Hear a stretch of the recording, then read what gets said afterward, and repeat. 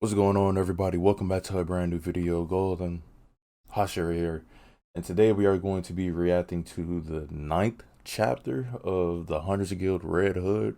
So if you all do enjoy this video, please don't forget to hit that like button and also subscribe, and don't forget to hit the notification bell so you'll be notified whenever I upload a new video.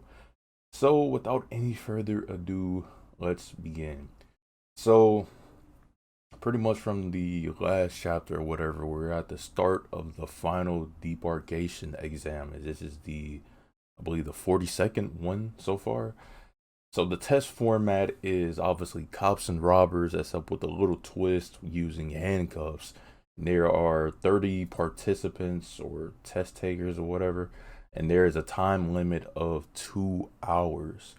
So, like I said, it's a twist or whatever with handcuffs, and the free participants that have not been caught yet or arrested, they can actually free the other participants who have been captured or and arrested or whatever, and they just have to like tag them or something like that to set them free.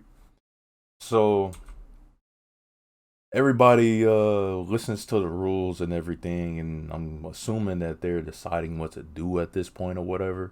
And we see some of the other participants like Melty and these other guys right there.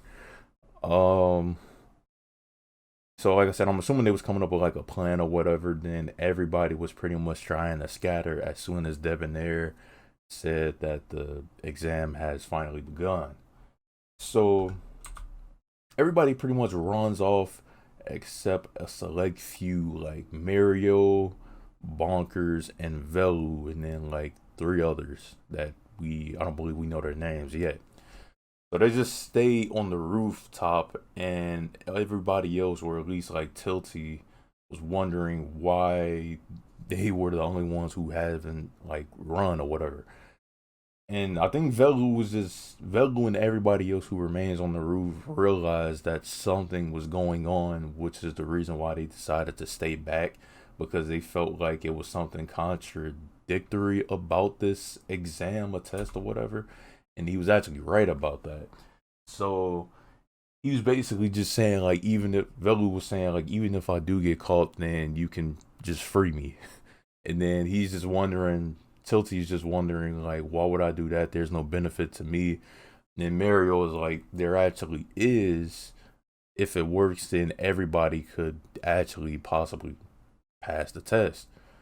So it was still a little bit unsure, but they just told him, like, hey, if you want to run, y'all can run, but the six of us are just going to stay here. So we see one of the new characters who is introduced as Miguel, I believe. Miguel Gagia. I probably just butchered that. So she's just hugging on a Velu, and he's just like, "What are you doing?" and stuff like that. So, although the exam has begun, Debonair and Grimm gave everybody 5 minutes or whatever, so they weren't actually going to start, let's say, attacking or pursuing the participants until the 5 minutes was up. So actually 2 minutes have only passed during that amount of time, so they still have 3 minutes left. And she said y'all can use this time as a strategy meeting or whatever. And then that's pretty much what they do. So we see Velu and the others talking about what they should do during the exam. And Velu talks about how this felt off to the start because it definitely has to be something else to this exam because it's just not making sense overall. So the time limit ends or whatever, and Debonair and Grimm begin to pursue the participants. And I love this panel right here where it says the cops are on duty, and that art is looking really amazing. And then it just says, "Watch out, robbers! We're coming to get you." And Grimm just talks about how we're going to massacre all of them, but obviously they're not supposed to kill or like seriously injure anybody. So one of the other participants, I believe, yeah, they talked about his name later, but he says that he'll occupy Debonair or whatever, and then they just say don't overdo it or whatever. So he uses his secret elixir technique known as Lu Feng Zhang, I believe, and he just like not really like spits anything out, but like a large gust of wind comes out his mouth and literally pushes Debonair back, or at least like holds her back so she can't actually move anywhere. So his name is actually Nulo Zhao, I believe. It might not even be Zhao because it's not an I in it, but you get the point. So he tells us what his technique is, and that was like a fruit or something like that, I believe. So if you actually swallow one, then a great gale of wind will roar from your throat, and that's exactly what happened. And then we see one of the other participants, whose name is Portion, the juggler, use like a little rope or whatever to tie up Debonair and Grim. Um, Obviously they expected that it wasn't actually going to hold them down for much longer, or for much like for too long, and it didn't, which was part of the plan. And that's when Debonair is just like, "You think this dinky rope will stop us?" And oh no, Bonkers is just like, "No, we didn't."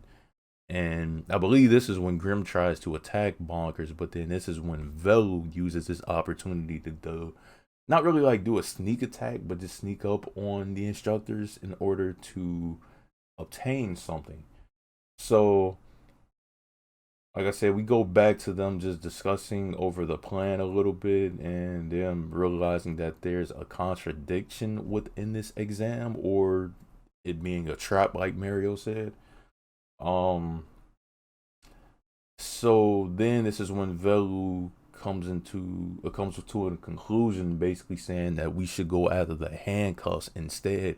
So instead of us being the prey, we would actually become the hunters, because that was pretty much the whole point of this exam that everybody didn't get, besides the 6 of them that stayed on the roof.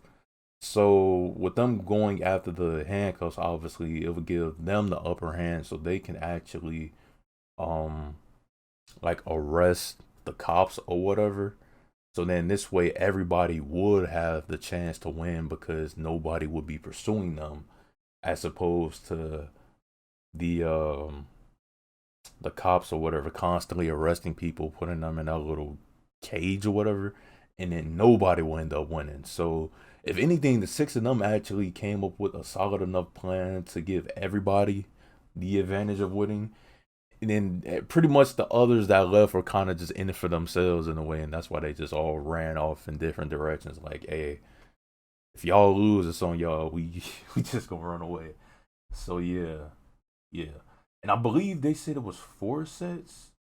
No, 5 sets of handcuffs or whatever, and it made sense because obviously once the participants were in the little cage or whatever, then they would no longer have to wear the cuffs. They would just take them back and then use them on somebody else. So that's why there were only 5 handcuffs.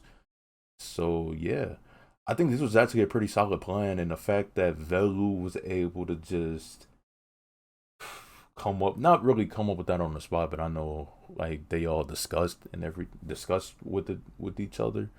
I think that was actually pretty good, and a nice use of like character interaction, since they don't even know each other really. I know him, Mario, and Bonkers had like a little interaction before, but the rest of them don't even know each other, what I'm assuming. So yeah, that's pretty much it for this week's chapter. I hope you all have enjoyed it as much as I have. Can't wait till next week to see the continuation of the debargation exam and to see what this series holds in the future. Golden Hashira out. Hope you all have enjoyed it. And yeah, peace out, everybody. Stay safe.